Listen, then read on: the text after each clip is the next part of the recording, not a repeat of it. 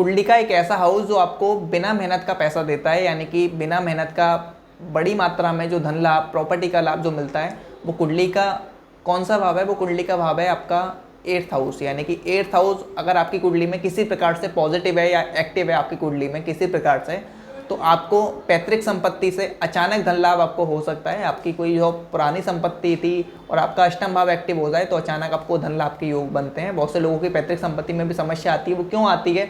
आपकी पैतृक संपत्ति का जो हाउस है वो अष्टम भाव अगर वो किसी प्रकार से खराब है या वो अशुभ ग्रहों से पीड़ित है तो आपको पैतृक संपत्ति प्राप्त करने में समस्याएं आती हैं। और इस भाव से यानी कि अष्टम भाव, तो इस भाव में अगर मान लीजिए किसी भी अशुभ ग्रह का संबंध बन जाए या मान लीजिए यहाँ अगर जुपिटर की दृष्टि बन जाए तो बहुत ही बेहतरीन स्थितियाँ बनती हैं। फिर तो इंसान को अचानक धन लाभ की 110% स्थितियाँ बनती हैं जब बृहस्पति या अष्टम भाव आपका एक्टिव होता है। अगर ये खराब हो तो ऐसा नहीं कि आपको लाभ ही लाभ होगा, खराब होगा तो आपको समस्याएं भी आएंगी इस भाव से।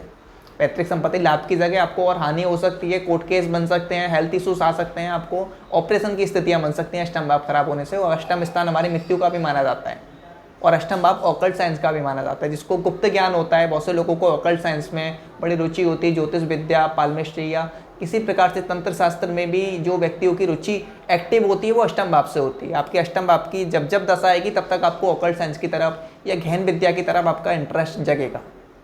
अब ये शुभ है और अशुभ है, ये आपकी कुंडली की अष्टम भाव के लॉट की प्लेसमेंट डिपेंड करेगी और उसके भाव की दशा डिपेंड करेगी। तो आपका किस भाव में है अष्टमेश, मुझे कमेंट करें। जय श्री राम।